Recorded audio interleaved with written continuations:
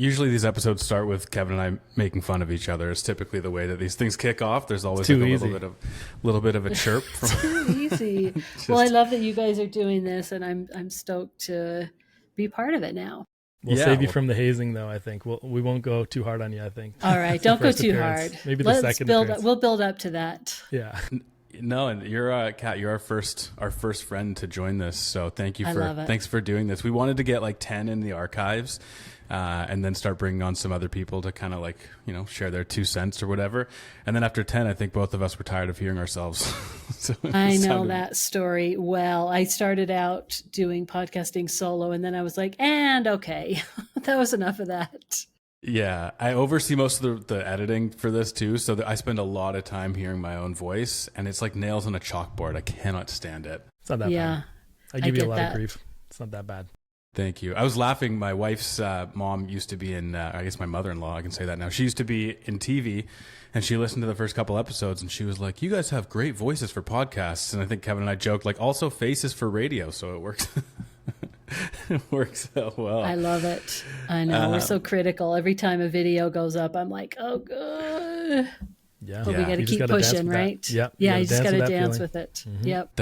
You just got to put it out there and just go for it. I feel like it's just a little bit of just put it out there and see what sticks and hope for the best and know that nobody's probably going to make fun of you for what. Yeah, and it's that classic thing that you have to suck at something to get good at it, right? And most people want to stay at the starting line thinking and planning and all that before actually doing it, but you just got to do it. I have a funny confession to make that I'll just lead off with here. So like I do email marketing for myself and for so many clients, and I'll tell you right now that when I'm about to send something out by email, I still schedule it. Even if it's for 2 hours later, I have this weird thing where I don't like committing to just pushing send on the platform. So even if I'm sending it 45 minutes later, an hour later, I always pre-schedule it so that I'm like, okay, it's just going. I don't have, it's a weird mental thing. Is it in case you think of something else? No, I think it's like, how they like, who is it? Seth Godin or whatever is always like, just ship it. Eventually you just got to ship it. I think that I'm kind of a perfectionist, so I'm really bad at just shipping it. So for me, like the finality of just publish or like, it always gets to me. Publish now. So I always schedule stuff for like 20 minutes away. I mean, maybe it's a buffer so that if I think of something later, then I can go for it. But if it's also just a commitment folk thing.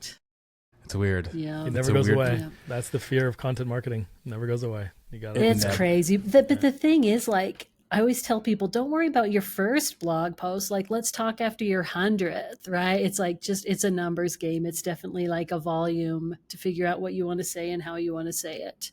Yeah, and it takes refinement, and it takes work, and it just takes repetitive over and over and over and over to find your voice. But on that note, maybe I will. I know we do a cold start here, but I'll give a little intro to Kat here for anybody who may somehow not know you.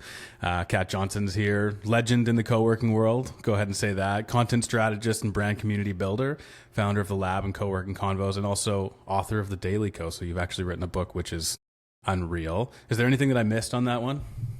I mean, honestly, I feel like I have so many projects in the fire at all times. It's my weakness. I'm like, ooh, that would be cool. So I have to like constantly rein myself in. But co-working convos and the lab are like the primary things. Yeah. And so can you maybe dive into your backstory is cool, right? Because you started in like in record shops, I think. Is that kind of where you was like, how did you get from there to co-working? Yeah. Again, I'm doing this. I assume most people that are listening to this are going to know you. But for anybody who doesn't, we'll set the stage a little here. Thank you. I love actually telling this story. I spent 20 years working in record stores, met amazing people, went to more shows than I could possibly even remember, and then started doing some music writing out of there. I got some courage up and emailed the editor of the local alt weekly and was like, hey, this is who I am. Do you by chance need music writers? And her response was, where have you been? And that was like a total turning point in my life of like, okay. So I started doing music writing that kind of expanded to arts and culture. And at some point, an editor assigned me a piece about a community garden project. Yeah. And I was like, oh, this is kind of cool. And started doing more community type writing. And I bumped into this little scrappy movement called co-working. This is like back in 2010 or something, and immediately was intrigued. Wrote about it as much as editors would let me. They were always tapping the brakes, like, you just wrote about co-working. And at some point Slow realized, it I don't down. want to just write about this thing. I want to be part of this thing. So started looking at my skill set, my experience, my interest, like, what can I bring to this? And it was in the writing, communications, content marketing was super new at the time, right? People were always like, what's that? Yeah. And it's been wild to watch it grow and expand. And now content's just a given. And so my focus has also evolved within co-working, right? It's not just the content marketing, it's like the brand and community and how all Yeah. that weaves together to create a great co-working space. Yeah. And so I have so many questions. I'm going to try to keep this as reeled in as possible, keep it under an hour. So I might lose a couple. And I want to dive into a bunch of the stuff you just said. And I'm just curious. One of the questions I had for you is, like, obviously, you wear a million hats on any given day. What does a day in the life look like? Are any 2 days the same, or are you kind of just like, what's that look like for you? What's the split? I'm actually like a total creature of routine. So I get up really early, and I'll tell you, I'm loving this summer. I've been biking in the morning. So like this Nice. morning, I got up at 5:30, was on my bike by 6:30, at the computer by 9, hustled to get a little bit done before we started recording this. But my usual routine is like, get up early. I usually spend like an hour just like having tea, doing some reflection and reading, meditation, prayer stuff, and then jump into it. And I spend a couple hours working at home. Yeah. Then I come to my home co-working space and spend the rest of the day here. And then usually go, like right now, I sit on the deck and read in the afternoons. It's like absolutely dreamy. But the things I work on change each day. Sometimes Yeah. I'm writing, sometimes I'm doing sales calls, sometimes I'm creating reels or whatever. But the routine is pretty much the same.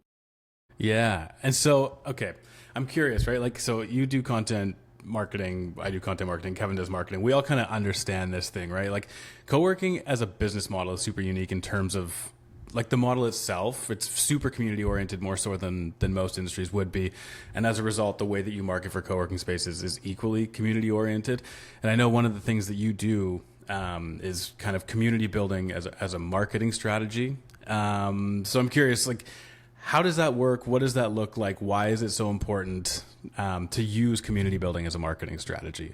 I find this so fascinating. It's wild to think about, right? And I have the feeling that in 5 years, it'll just be a thing, like in the way that content marketing was. Because especially with content, now that AI can create everything, content has suddenly just like plummeted in terms of net value, right? So it's like, okay, within content, what am I saying? Like, how am I going to stand out now that there are just like infinite number of posts and people vying for positioning and things like that? The thing I love about community as the core of a business, which then extends to the core of your marketing strategy, is it's a long game. It can't be bought. Like, Google ads work really, really well for co-working spaces for some, right? It's like, that's a primary thing.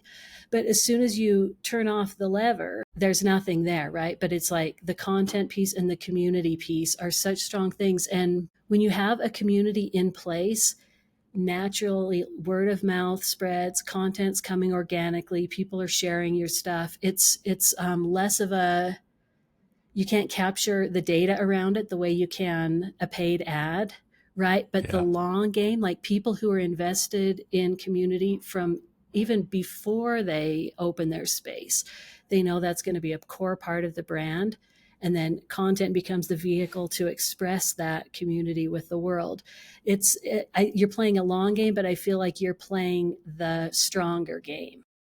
Yeah, and that's a thing that I think I had a question for this somewhere down the line, but because you kind of went there, it's interesting with brand building, with community, with content in general. I think it's a little bit harder to quantify.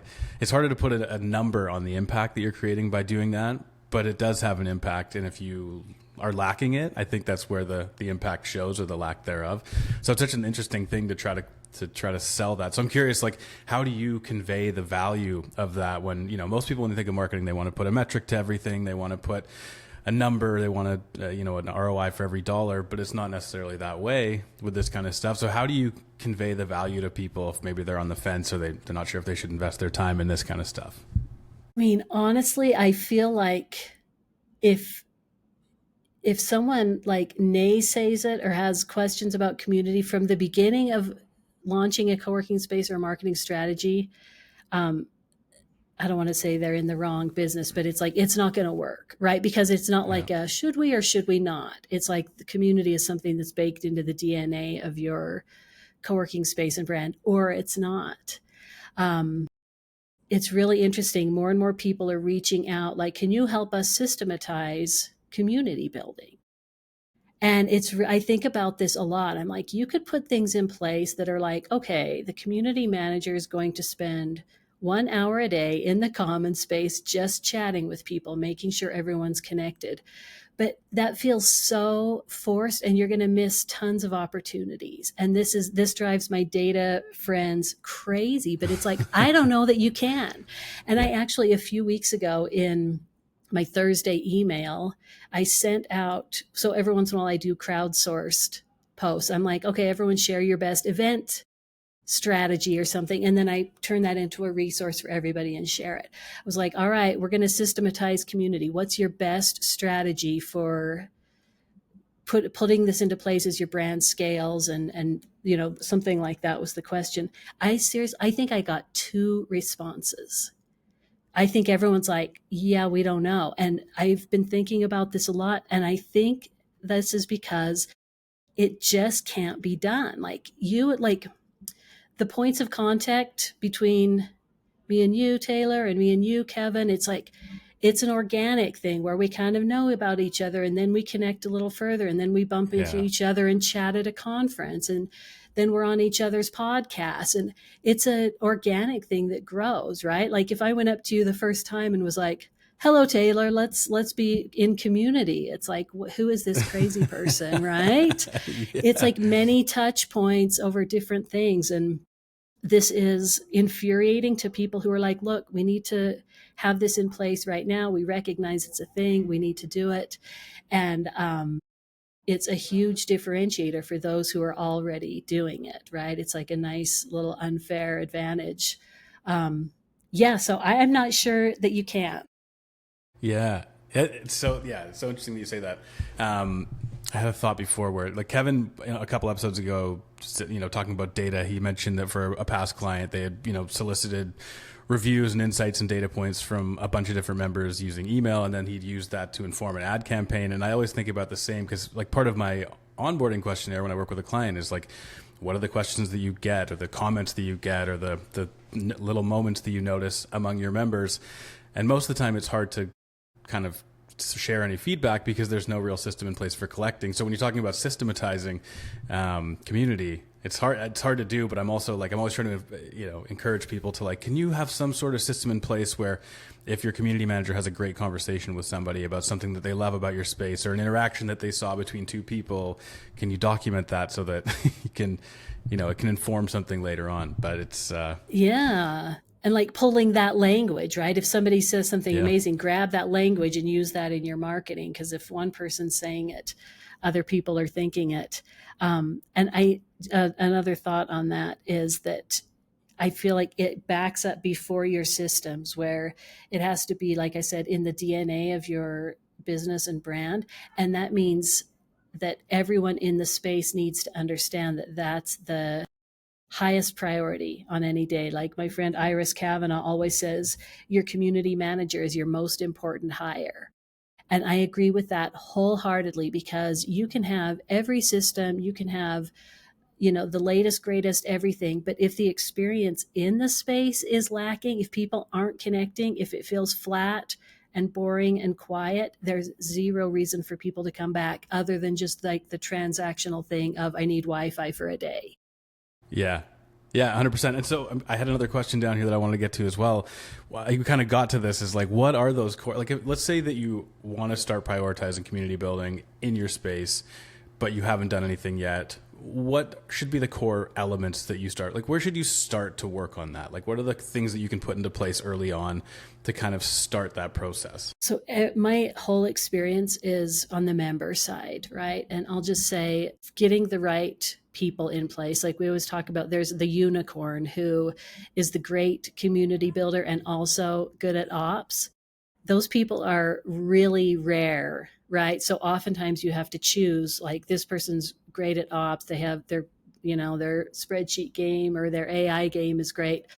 Or this other person who's really good with people who may not have that. And from a member side, I would choose the people person every single time and know that I could train somebody in the ops, because it's really tricky to take somebody who's not naturally a connector and try to turn them into one, right? Where you can teach somebody the software and the things like that. So, I mean, the core thing is getting the right people in your space.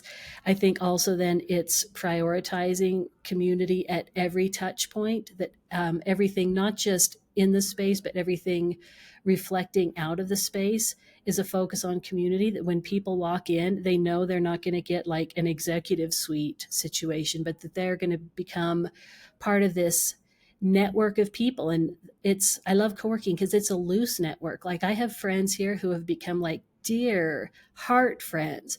And I have other people who I don't know their name, but I'm like, hey, how's it going?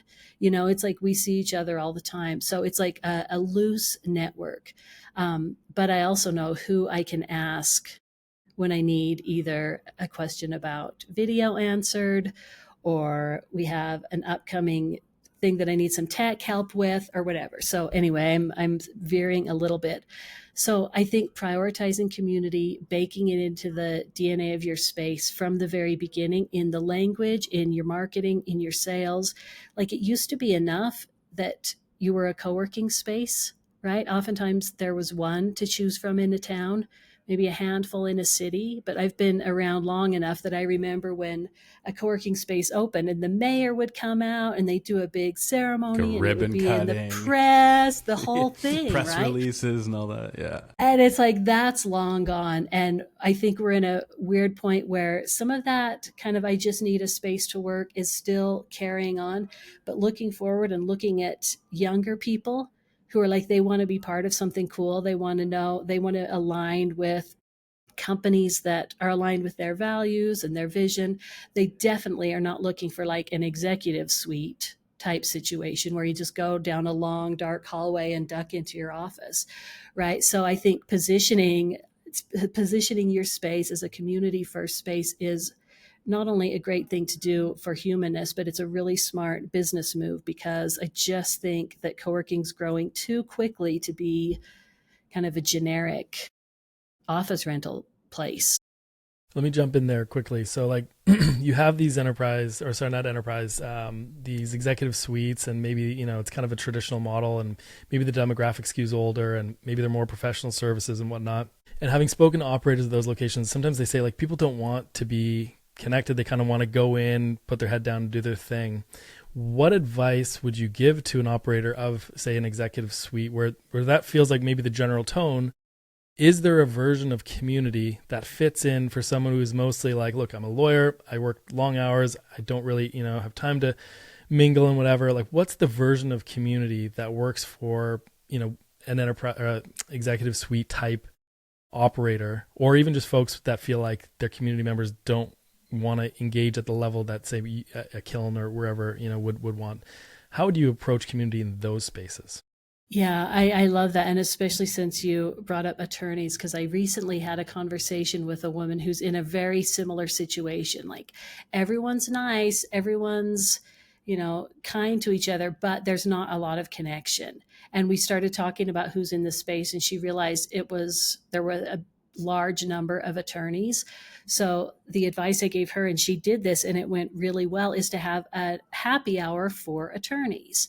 Just like acknowledge who's in your space and don't try to turn them into something they're not. Like, what would be valuable to you guys, right? Instead of, I hear stories all the time of people who kind of go in with a model of like, this is what your events need to look like. This is what your community needs to look like. Someone who's like super introverted, like, you need to be out and doing all this and that. And what they found, and what just makes perfect sense, is like, it needs to resonate with you and the space and your members. And if your members don't want like daily events and daily connection, but they love the chili cook-off and the once a month coffee thing, it's like that becomes the place where you build it. And I think having that be front and center too, it lets people self-select, like people like me who want to really feel a sense of belonging and connection and collaboration. Like I'm old school co-working, right? I like the thing of like, it just accelerates everything. Not everyone is like me, but everyone, this gets into just our humanness. Like we need connection, we need community. And I think there's a tiny, tiny percentage of people who are like, I literally don't want to talk with anyone. I'm not looking for friends. I just want to go in my office. And I would say that's a huge red flag. Those are very transactional members, that as soon as something cheaper or closer comes along, they're going to bounce. So those are not the people you're trying to engage. Or maybe they don't know what they would want, right? Like sometimes it's like, I don't want the traditional, everyone come together. Like I'm way too busy or whatever, right? But they would like, to your point, hand selected introductions to other attorneys. For example, I have a client who noticed when we did an analysis of their members that there were elder care professionals at multiple different locations. And so like, rather than saying, hey, we're going to do another thing where we, a lunch and learn or a breakfast or what have you, or some kind of community thing, what if we hand selected or just reached out to those 10 or 12 different people or companies and said, hey, just so you know, these people exist. I want to make some introductions here. And maybe if you want to get together, we could do a meetup at one point at one of our locations, and we would host it for you and bring out some stuff. And so like they would never dawn on them to think about that. But you're the one with the bird's eye view saying, hey, you got to meet Kat, you got to meet so-and-so. There's someone else precisely like you. And it's almost like that introverted mindset. Some people who are introverted love being in a conversation in a party one-to-one, but may not want to be on stage or may not want to be the center of the party. And so it's kind of like that version of, hey, let's not worry about trying to create something for everyone. Let's try to find little hubs, and then that creates like an ecosystem, which is much like a community where eventually they cross-pollinate. And so it's like, asking people who don't want community, they may not have a good answer what that would even look like. Is there, like to your point, is that a version of community, and how would you explore that? Yeah, I mean, it's like community is not a can of soup that you squish everyone into, right? It's like, right. I love that you said pollinate. It's like a garden of like, oh, this is cool over here. Let's nurture that a little bit. If you find that 3 people are frequently talking about, AI is the top of mind thing right now with the marketing club I run here. It's like all people want is AI. I'm like, okay, if we're going to space this out a little bit. But, if you find people doing that, it's like, maybe we need an AI meetup. Maybe we need they're like, you kind of observe what's happening in the community and let it grow from there, rather than people say, people host events and nobody comes, and then they get frustrated that people aren't coming to events. And it's like a really good way to bypass that is to have your members host the events. Then they become part of like telling people about it, and it gives people something, rather than just like, this is something the space is doing from the top down, but this member is speaking. And I always tell people the best way to give people a sense of belonging in your community is to ask them to do something. And space operators balk at this sometimes because they're like, well, they're paying. I don't want to ask them to do something. But honestly, teaching a workshop, leading a discussion, having a lunch and learn about something you do well in your company, it's the best way to give people a sense of ownership and belonging in the community. They're going to connect with a bunch of people. So with the attorney model, having people talk about it's a tricky thing because they're not promoting their business. They're talking about something they do well within the business. The craft, yeah. Right? Mm-hmm. Yeah, the craft. And that's really compelling to a lot of people in a co-working space, super members like me, and also people who are like, they just want to be in their office, but they notice the person in the neighboring office is doing this thing about their craft. That becomes really compelling programming. I was interviewing somebody for a case study last week actually, and it was basically they operate a niche space where they focused on like wellness, health and wellness providers, and so they have a space that's really catered to it. And the conversation centered around their marketing mix and how, you know, they had this space and this brand that was designed for this kind of demographic, but they weren't getting it. And then so eventually they made pivots in their marketing and they were able to get the right people in the door. And we were talking about that exact same thing, is like, you know, what they were trying to do for community building worked before when it was a more general audience. And then they found, as they started to get, you know, their niche audience through the door, that the same community building didn't work the same way. And so they had to kind of pivot and listen to what people were looking for, those wellness practitioners and those health practitioners, to be like, what do you want out of this experience, right? Maybe it's a little bit different. And so they did. And over time, she said it was fascinating how having the people in the space shaped what the community was. So instead of them trying to take community building and programming and put it onto people and say, this is what we're doing in the space, they had to pivot and you know, apply whatever the people wanted to the programming they were doing. And she said, as a result of that, all of a sudden there were people who were working with each other across the space, like, you know, collaboratively working together. There was one that was like a doctor who ended up getting support from somebody on site as like their second in command. And just through that minor pivot of understanding what people are looking for rather than trying to prescribe something to them, all of a sudden you were seeing these professional benefits come up, new friendships happen, collaborations happen, people working together. So it's interesting when you are listening to what people are looking for and giving that to them rather than trying to prescribe it to them, what can happen. Yeah, I love that from like the marketing perspective, that a little tweak can open up a whole new, I like that's fat. I'm always looking like, where's that little tweak, that word that people are going to go be like, oh, there's the lever. But yeah, co-working is super dynamic, right? People come, people go, the fabric of the community changes. And this is where it's like, if the operator doesn't know who's in their space, no one else does either. The members don't either. So you have to be really tuned into like, who's here now? How has it changed? What might this group be interested in? Try different things. Be willing to have nobody to show up. Be willing to have everybody show up. But it's really a dynamic thing that as people come and go, the community changes. But the core things like the values, the vibe you're going for, the culture in the space, those things should remain regardless of kind of who comes and goes. I think that last thing you just said around culture is really like, it's, you know, my mind always wants to be logical and structured and thinking like, okay, if we had a system, it would start with the owner, and kind of the owner creates a bit of a culture, and then who they hire creates I would say enforces, but, you know, implements that culture or develops it or builds it in their own way. But the person they hire should be a reflection of their vision and the type of person they want in the space. And it feels like culture is kind of the air you breathe that houses the community, and it can be kind of ignored, you know? So if your culture is those professional service providers who, you know, have a certain way of, or needs or what have yous, or, you know, that's a culture. And then it's you know, I guess it's up to you to decide how you're going to build a community within that. Do you have any kind of guidance on how to foster a culture so that you have a diverse group of members, but also there's a, you know, there's cohesion. Some kind of a central, cohesion or an identity or something that people can connect to, so that there is that connective fiber. Have you thought much on that? All the time. I think about this stuff more than I like to admit. I hope I never run out of curiosity about all this. This is when it's like baked into the DNA. And we're at a time now where commercial real estate's kind of in free fall. So we see people who own buildings. They're like, let's create a co-working space or a flex space. And so they, you know, has a nice design. And then they try to back their way into community. Like, okay, now we have the space and the design. Now let's figure out how to help people connect. And Kevin, actually, a conversation you and I had years ago, I think of it a lot, where in the marketing of a space, even in the very early days, talk about like, this is what we're working to build, right? We're working to build a community of entrepreneurs in Toronto or wherever you happen to be, who are, you know, some spaces are focused on social impact, some are focused on startups, some are, you know, all the different things.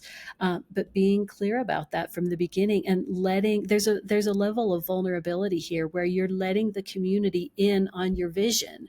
You're not showing up like, okay, here's our fabulous thing. Everything's done. We just opened the doors for you. It's like you let people in on the vision of like, this is what we're working to create. Does this resonate with you? Like, come be part of building this thing. That's so much more compelling than opening a space that you don't yet have members and trying to market community when there's actually nothing in place yet.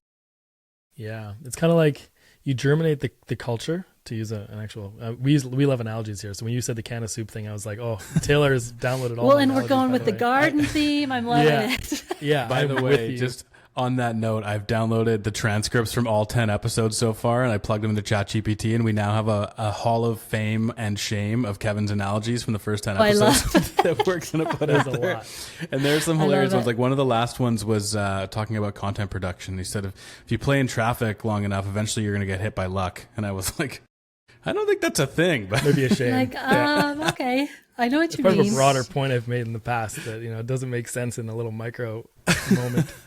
That's so good. so, Anyway, sorry. so you're germinating the culture here, right? So you're kind of creating the seed and you're saying, here's our vision, here's what we're trying to do. Yeah. And what's interesting is that a life kind of comes, like, it takes off on its own, and it sort of resembles maybe your initial, seed of the culture, and then it kind of becomes something organic, which is a great thing. And I think you got to somehow protect that as well. Like if you have something that's working and making sure that that's maintained over time, because that's, and I think it kind of self-selects people who are fit or not a fit over time. But it does evolve, to our point, I think before, like it does kind of change from your original vision a little bit. But I think having a through line, this will tie us into our next point about brand. I think having a through line, which if you consider is kind of your initial, germination, it's like things can expand around it, but as long as you're kind of true to the vision, right, to the seed of your idea, or at least what you're optimizing for, your North Star, then I think that, not only does your brand take shape, your community take shape, the culture take shape, the product can develop around the people and what their needs are. And so relating to brand, I think when I think of brand, I always think of like, what's the source? What's the central source that you want to convey? What's the thing you want to be associated with? What's the thing you want to optimize for and do the best possible thing with? How do you, with your members and your clients, how do you approach brand development? And is that, say, upstream of community or not? Is that something that happens after the space has taken shape?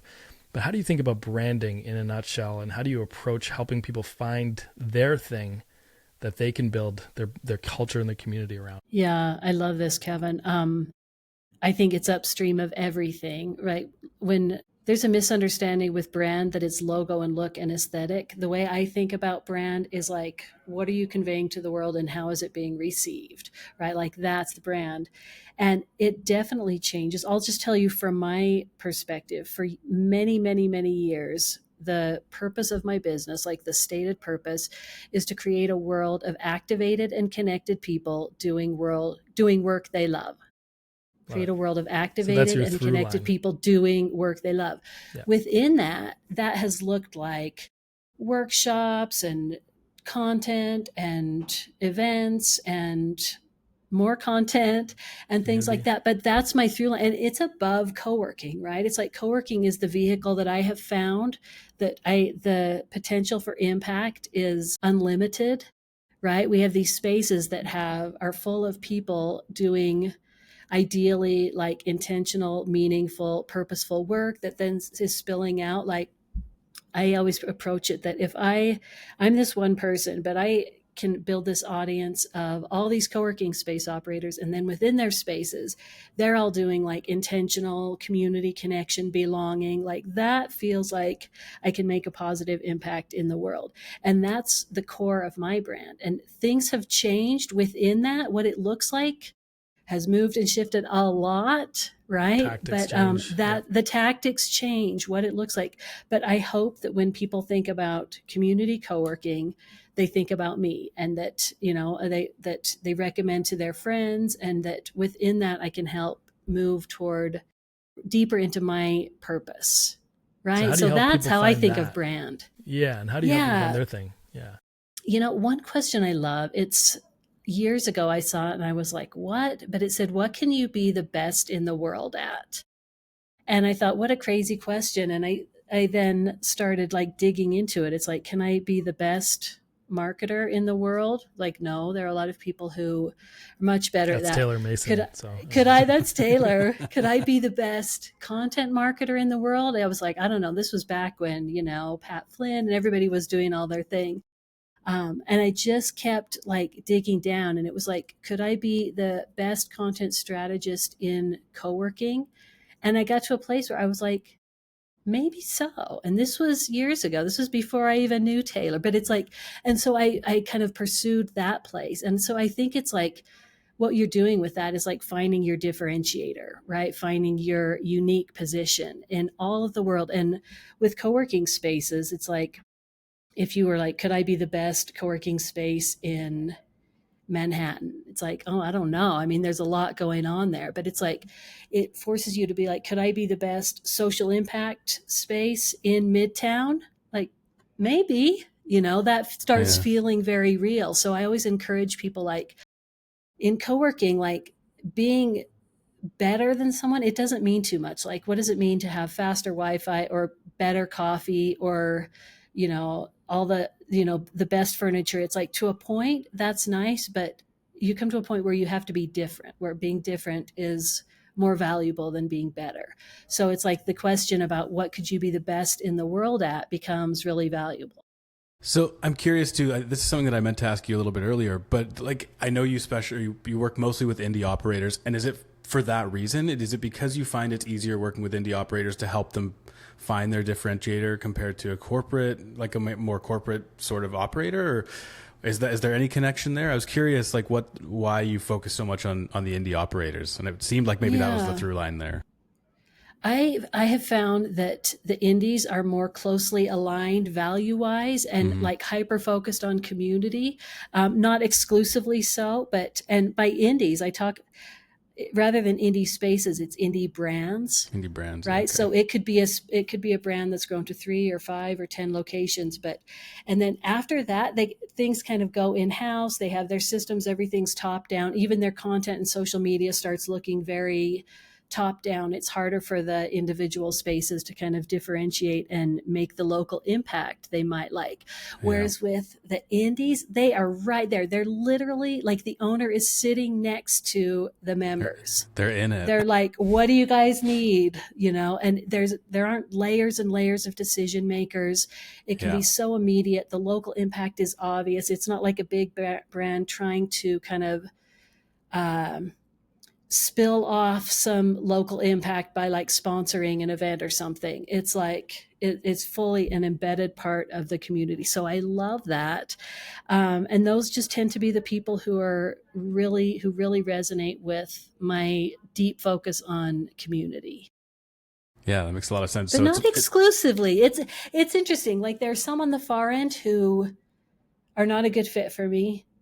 There's some on this side who are a great fit for me, but there's a lot in the middle. It's really interesting. Brands that are scaling but still trying to keep the community in place, which goes back to the question. A problem they bump into is, like, say they've built an incredible community and culture in one space, and now they're opening a location in a town where they're kind of an unknown. They're like, how do we do this again?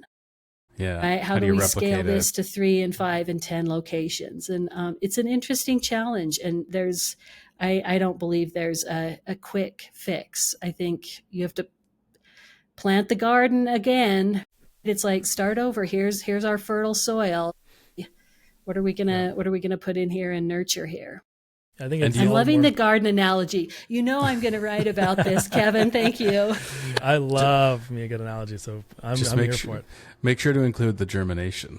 Yes. I will. I'll get it all. Essential ingredient. Yeah, I mean, all the more important to come back to what's the through line, right? So as you add more locations, I find this is a challenge. I typically work with multi-location operators, although not exclusively. Sometimes they're pre-launch, but it's like, what's the universal value proposition? What's our through line? What's our promise we're trying to make? And might be something as simple as like, we want to be the friendliest or the most service oriented, or we never say no. Like, think of Zappos and what they did back in the day, the shoe company. And so I think it's all the more important to really get right back to the core of what are we trying to do here? What's at the heart of what are we valuing here? And making sure that we're saying, okay, what are we going to then do about that value?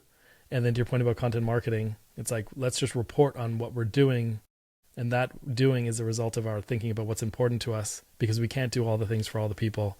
And so I think, kind of to your point, like, just the heart of it and really understanding. You've obviously done this for a while, so you know that through line for you. You know that every piece of content, every conversation, every convo, every member interaction that you have is all about helping people achieve the work that they want to do and build a thriving life and business around that through co-working. So I just think that kernel never really goes away, and sometimes it has to be reevaluated and say, we have to really bring this back because it's getting lost at location 3 or 4. Totally, right? And a lot of times people are like, we have 2 really good community managers and 1 not very good one. And it's the not very good one that's struggling, right? And maybe they don't know. Maybe they don't see the vision, though. They don't have that bullseye, that North Star, right? And this is for another podcast episode, but co-working, this is something I'm working on writing too. It's about to get a little spicy. I like it. We have a big problem in co-working where the turnover with community managers, like people are hired, they see it kind of as a receptionist job. They sit at the front desk on their phone, and then after a year, they're completely bored or burned out, so they leave. And so there's a huge opportunity here for the owners and decision makers within brands to figure out, like, what can we put in place to really engage these people in the community, really engage them in their work, in our purpose, in what we're working toward. And just to follow up on what you said a minute ago, Kevin, one interesting question is, like, if you didn't have a space, like, take the space out of the equation, who would you be working for? What would be the values that are in place, right? Where the space is not the draw, because I've learned this from experience that after a while, members, we kind of go blind to nice spaces. It's like going to a nice hotel over and over and over. But if you're bored, it doesn't mean anything, right? Yeah. So like, take the space out of the equation, and who are you then? Right? Like, if the space went away, who are you and who is your community? Another one is, and what do you want? What feeling are you trying to optimize for or create as well? Because if you remove the space, all that's left is basically how people feel. And then there's all the factors around that. But I'm curious. Oh, sorry, go ahead. I was just going to say, as co-working has evolved, like, I was part of like library co-working and pop-up co-working, where we would just like flip up a table wherever there was Wi-Fi, just really scrappy early stuff. The first couple of co-working spaces I was a part of, they were just like, like stains on the carpet and just kind of funky little spaces. And now I'm in this beautiful space, and I'm in this nice meeting room. And it's like, I've been able to grow my business into co-working, and I love a nice space. I love a nice meeting room with a background where people might wander by. So it's not that the space is irrelevant. It's that if I walked in here and didn't know anyone and didn't connect and didn't have conversations all day, there would not be much reason for me to come, other than like, I need the meeting room today, right? But instead, I'm here every day. Yeah. This is going to kind of maybe go a little off track, but it was something that I had earmarked in my brain from before, because we were talking about how you have to share your brand and get people involved. And we're talking about, working with indie brands who maybe they're expanding. And I'm curious, how much variety is there in terms of community building from one city or state to another? Like in Canada, I was working with Kane up here at IQ offices, and we were looking at individual provinces and how different they all are and what the community wants in each of those different provinces. And he was talking about how they've adapted the spaces slightly to kind of align with each of those markets. And so I was curious, obviously, if you're an indie brand and you're expanding to 3 to 5 markets or more, how much, you said you got to kind of replant the soil at each location, but how much variety has to be accounted for in there in terms of differences in the places, in terms like New York is going to be different than California. So how do you factor that into the equation of community building? And please use a garden analogy to answer this question. Okay, let me think about this.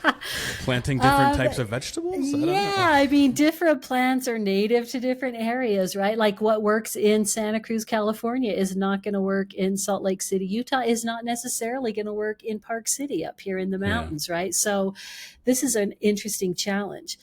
It has to feel like you. It has to have the through line of your brand, but the very best spaces feel like their local community. And this is where, again, indies have a huge advantage, because they can really like deeply reflect what's going on in the community. So yes, it's nice to have like a map of the local area and put like local touch points so it feels a little bit like that. But it's also like your programming should change, your content should be slightly different. Like here in Park City, at the beginning of ski season, they bring in some waxers and they have a day where they'll like wax your skis for free or for like super That's low awesome. cost, right?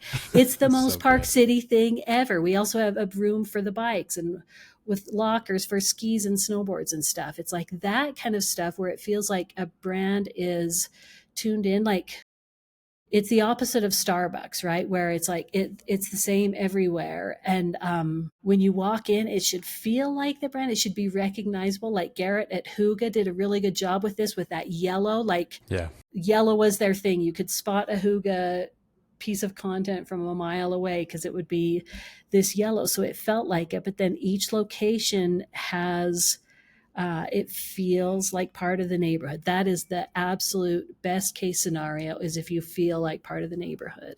It's kind of like your point about, the strategy, in your case, the strategy of helping people fulfill and achieve, their, do work that they enjoy and love and all that stuff.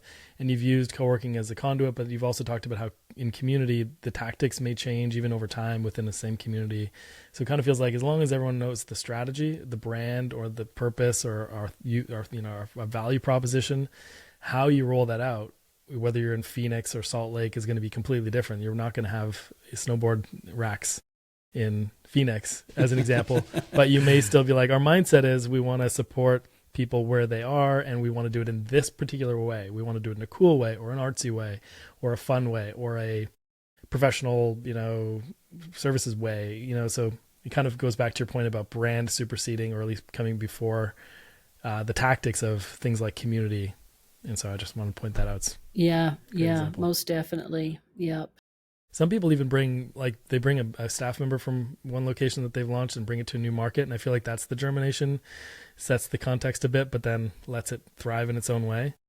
I don't know if you see Kevin, that. I just was thinking about that. I'm like, I feel like you need to have local roots, or at least somebody who is super eager to get out and talk to everyone in the neighborhood and talk to all the entrepreneur meetups and tech meetups and the local SBDC and the downtown association. Like you have to be, I think that level of engagement and involvement, I think it's really counterproductive to like plop into a neighborhood and then isolate there, right? Like we just have our thing. It's like the best thing you could do. Like I think about neighborhood marketing a lot, where in your content you're showing like, here's our favorite bench, here's our favorite coffee shop, this is where we go to lunch every Thursday, like that kind of really humanizing thing. And it used to be like in the era of radio and then television, it was like brands would broadcast one-way messages, right? And we were just the recipients of these messages that were ads. And now it's completely different, where anyone can create content that may be getting far more views than anything you're putting out of like your official account. So we have to all like loosen up a little bit about our brand. We have to be a little bit more vulnerable about what is in process, what we're working to build, and get away from that old model of like, here's this perfect thing that we're going to broadcast and you're going to consume and you're going to think about us in a certain way. It's like that just isn't the case. Like I want people to have like I said, when people are talking about community co-working, I want someone to go, do you know Kat? Do you go to Convos? Are you do you get the letter? Like things like that. And have that kind of engagement where they become part of this ecosystem of things I'm doing, rather than me just like throwing ads out. And it comes back to that kind of concept we were talking about at the top of the pod, where co-working is a much different industry than many others because of that, how foundational community is to it, right? Like if you're selling a SaaS product, it's good enough just to have a few case studies of how somebody has generated more revenue or whatever it might be. But because co-working is so unique, that you're not just buying a product, you're buying into an experience, and you have like in your marketing, you have to convey that community. You spend 8 hours a day there, it's 40 hours a week. That's a good chunk of your life. People want to know who's there, who you are, what it's all about. That needs to be more human. And so to your point of becoming more vulnerable in your marketing, it's so interesting how much more so you need to be in order for it to really make an impact. Yeah, it's because there's a space for everyone, right? Like what works well for me, someone might not like that. And I appreciate when space operators encourage people who come on a tour to visit other spaces. It's like you want great fit members in there, right? And if they also are willing to say, like, you might want to check out that other space down the street. You know, they might be a better fit for you if it's just someone who wants to be in an office and be left alone. Right. So I like that people can self-select into the space that's right for them, and increasingly so as co-working has grown enough where there are choices, even in small towns and suburban neighborhoods. There are 2 or 3 different spaces people can choose from. That's really important. And And I think, sorry, go ahead.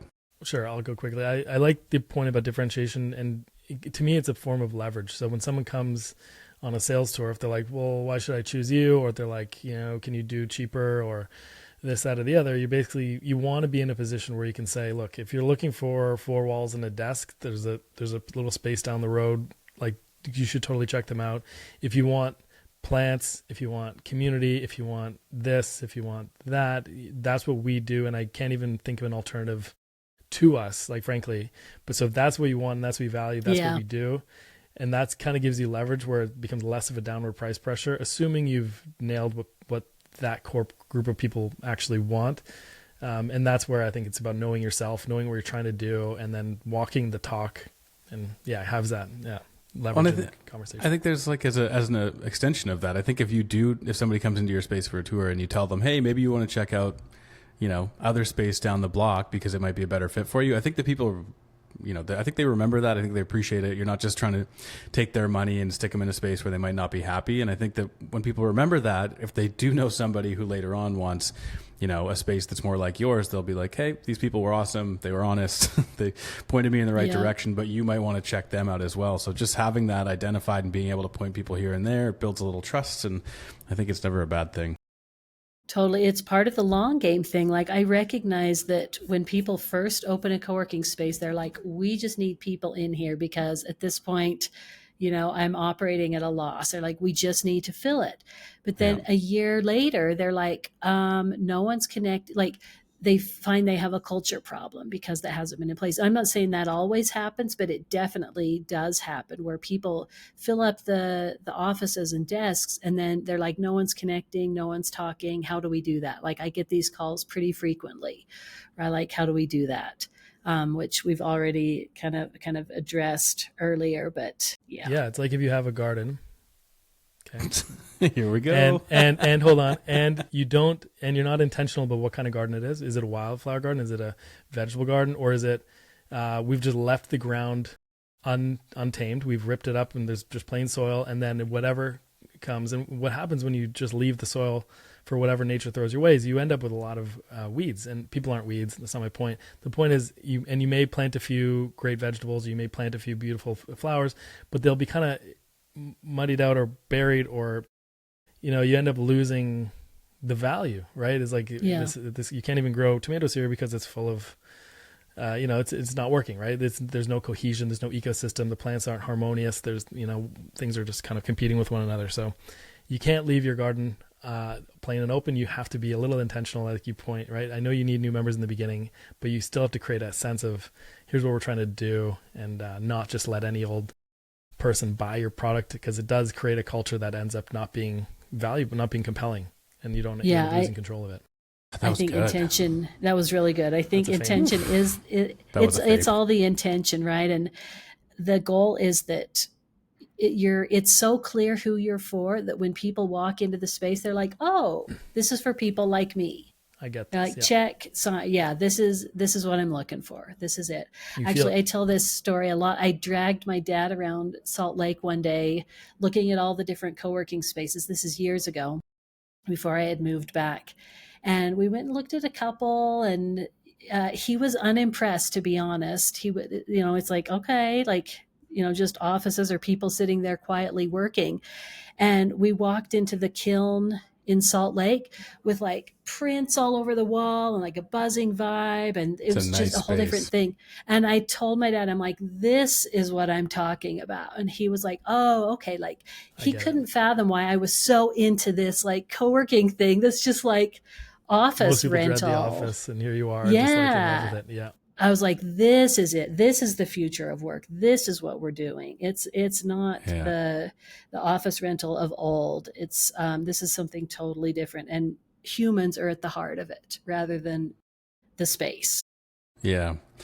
And this is like, I want to come back to the theme of the day a little bit here. I think I might be jumping the gun on a question Kevin had, but I just want to bring it back to that theme of community as a marketing strategy. And so we've talked, a lot about kind of figuring out who your community is, building it up. And then I really want to just come back to that concept of like, okay, you have that in place. Everybody within the walls of your space is going to know about that community. They might talk to people about it, but what else can you do? I know you do a lot with content, but is there anything else beyond content that you can do to get the word out there about your community? Like, how do you take that community once it's in existence and make sure that it's known to anybody else who might be, attracted to it? It's a big Yeah, question. I'm glad we went here, Taylor. It is so important that the space is part of the local ecosystem. So that means getting out of the space and into things as a representative of your space, but it also means opening up the space to people who are not members and may never become members, but you're inviting them in to build this ecosystem that extends beyond the walls of your space so that you are top of mind. Like if you're working with social impact organizations, that you are the place. It's like get them in there as frequently as you can, have programming that resonates with them. Like the goal is to establish yourself as the hub for this particular group of people. Maybe it's not social impact. Maybe it's tech startups, right? It's like do the exact same thing. You want the meetups to be in there. You want to have free co-working days for the tech people. You want to have programming that resonates with them. You want to invite them in to talk about what they're doing. Like make the walls as porous as possible.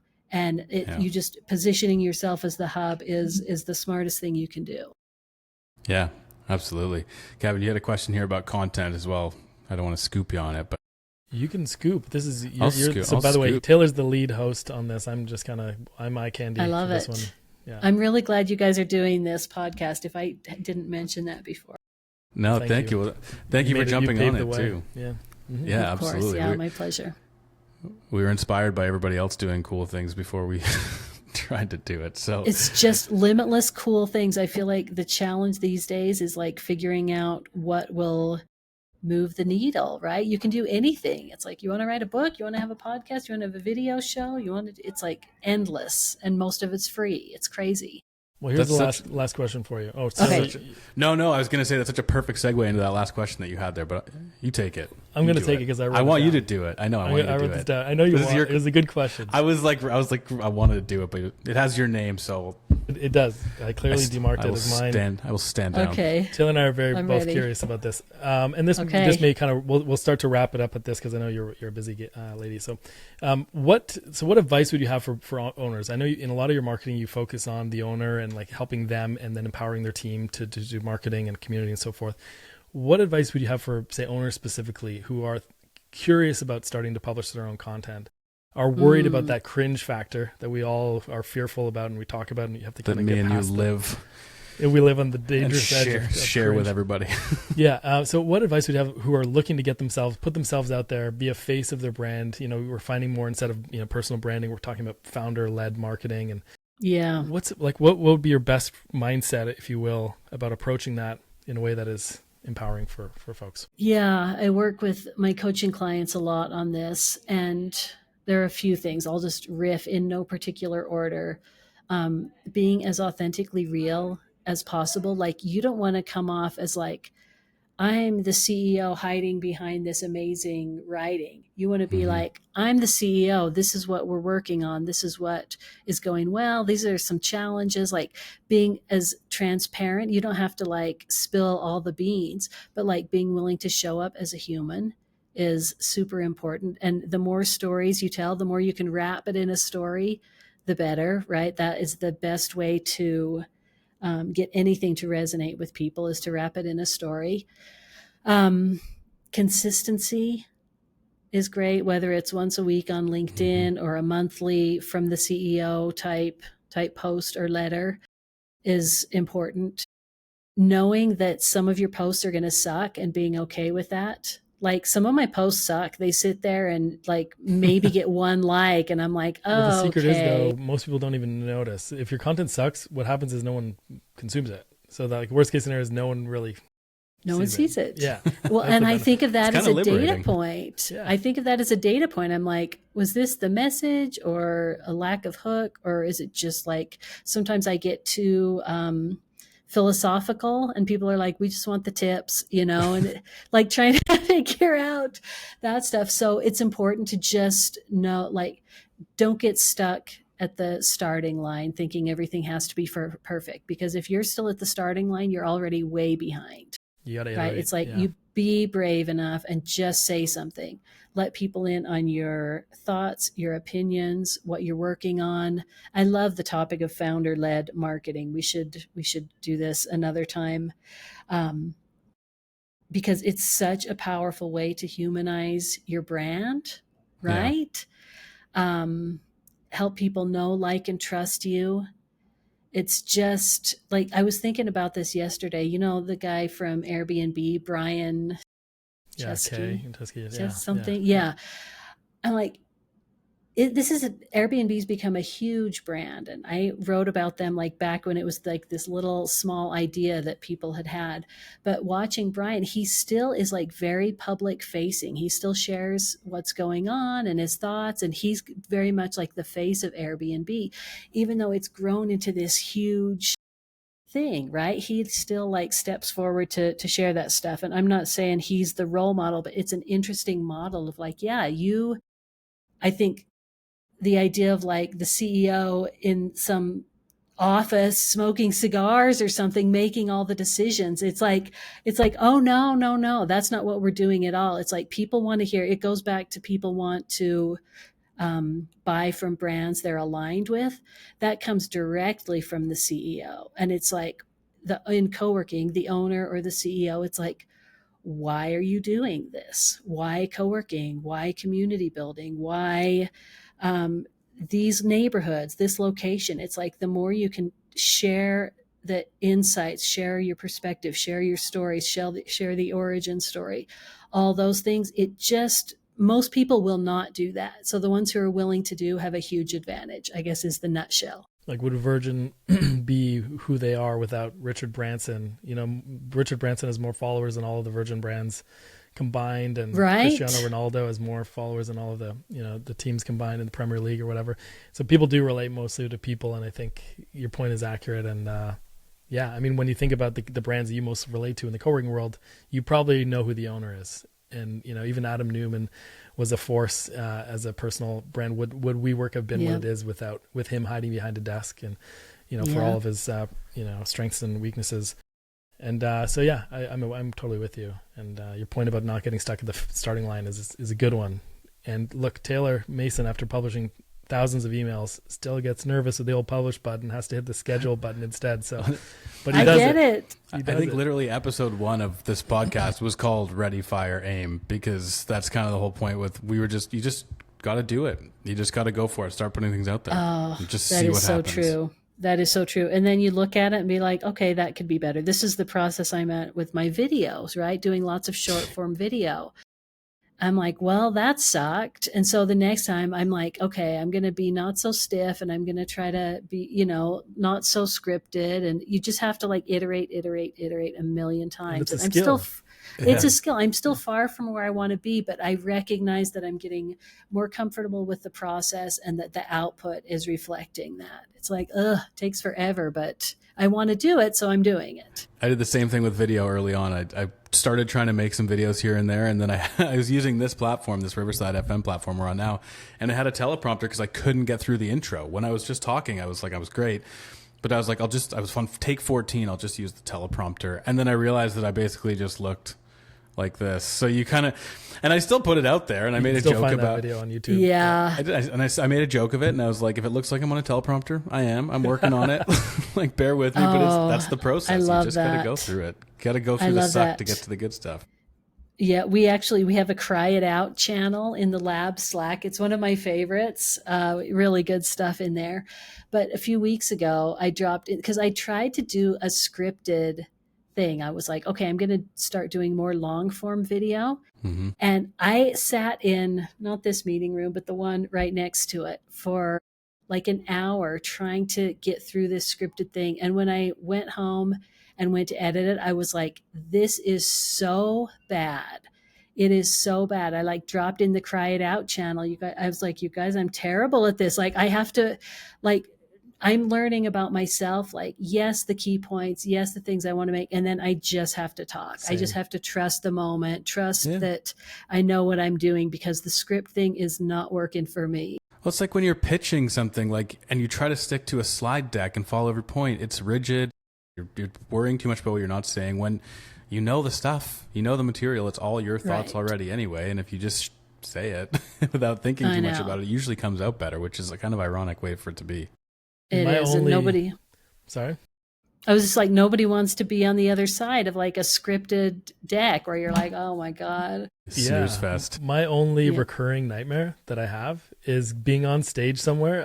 I think I was in one theater show as a kid, but also like obviously we do speaking. Is not knowing my lines in front of an audience.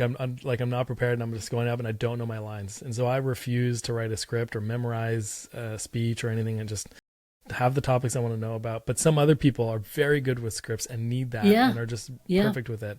And maybe even some hybrid. I think Taylor, eventually you went on and did just the intro as a script, and then you went right and you started riffing, and it was very organic. And it was Yeah, very and good then the intro next one, because I of just turfed the intro. I turfed the teleprompter and just got into it. I was like, I also realized, good. like, hey, we can fix this in post. So if you have any stupid Yeah. pauses, you can just cut them out. But yeah, Well, and now you can use AI where it looks like you're just staring right at the camera, but you're reading. yeah, I 100%. mean, limitless possibilities. Limitless possibilities. But all right, well, we know you're busy. We're running at 1:06. It's been fun. I think we've all kind of got a little bit lost in this discussion, but thank So you. fun. I love it. Yeah, thank you for jumping on here. Thanks for being our first friend to join the pod. This is a lot of fun. And so before we let you go, just what do you want people to know about Kat? Where can people go to find you if they want to learn more about you, keep up to speed, keep in touch, work with you? Where should they go? Thank you. Thank you for inviting me. I'm so stoked to be the first guest. Like I said, I love that you guys are doing this, and we could talk about marketing and community and content all day long. The best thing, if you go to my website, katjohnson.co, you can then subscribe to the co-working letter. That's the email that comes out every Thursday. And once you're subscribed, you'll hear all about co-working convos, upcoming things in the lab, different specials, all the blog posts, all the content. That's like the home for everything. So just go to katjohnson.co. Love it. Well, thank you for joining us. I'm so used to being on other people's podcasts and saying thanks for having us. And thank you for distracting Kevin and I from chirping each other the entire time. That was great. I love it. Thank you, Taylor. Thank you, Kevin. It's a Thanks for pleasure your to hang out analogies. with you always. And you, I'm going to write about the garden. Please do. I'll give you there. credit. Of No, course. no. It's okay. Stoked. I'm here for the analogies. I'm stoked to All drop right. this one, and I'll add that to the analogy list. All right, I'll wrap this up so that nobody has to listen anymore.